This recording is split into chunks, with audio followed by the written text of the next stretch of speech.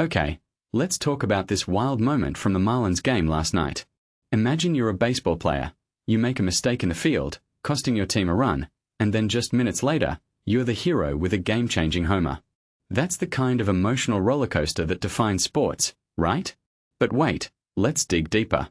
Because this story isn't just about a single game, it's about resilience, adapting to new challenges, and the psychological tightrope athletes walk every time they step on the field. So here's the setup. Kyle Stowers, the Marlins outfielder turned first baseman, boots a routine play, letting a run score. Classic here we go moment for the internet comments, right? But then, boom, he hits a solo shot to erase that mistake. On paper, it's a tidy redemption arc. But personally, I think the real story here is way more nuanced. Let's unpack this. First, why do we love these comeback moments so much? Is it because we see ourselves in the athletes? Mistakes happen to everyone, but how you respond, that's what we are wired to celebrate. Stowers' error wasn't a fluke. He's still learning first base, with all the quirks and demands that come with it. And yet, the guy doesn't dwell. He steps up, adjusts his approach at the plate, and delivers. What's fascinating is how this mirrors a bigger trend in sports psychology, the rise of next play mentality.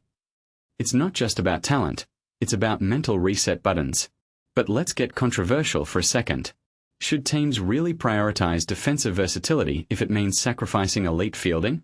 Stowers was a Gold Glove finalist in left field last year, but now he's at first base full-time. Sure, his bat plays. His 54.9% hard hit rate is elite, but does that justify moving him off a position where he's proven defensively?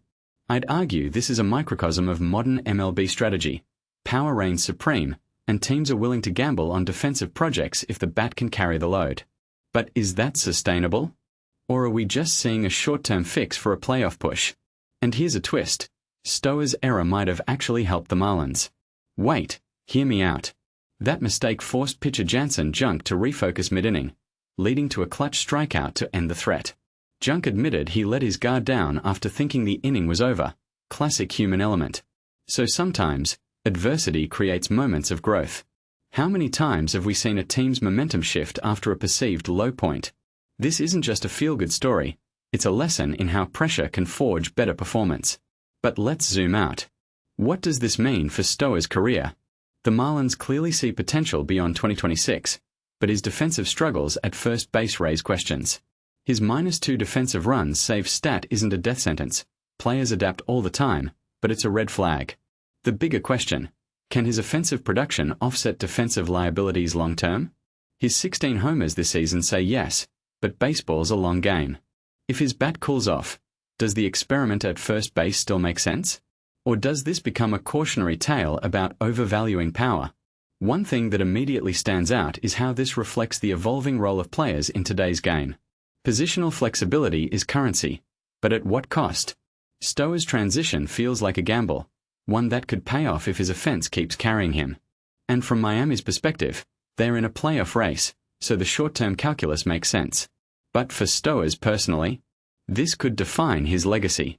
Will he be remembered as a versatile slugger who maximized his tools, or as a defensive liability who couldn't stick at a position? If you take a step back and think about it, this whole situation is a masterclass in narrative building. The media spins it as redemption, the team spins it as growth, and the fans spin it as clutch. But the reality? It's a messy, beautiful collision of skill, luck, and psychology. And that's what makes sports so addictive. So next time you see an athlete bounce back from a mistake, don't just cheer the homer, appreciate the layers beneath it. Because the real game isn't just on the field. It's in the mind.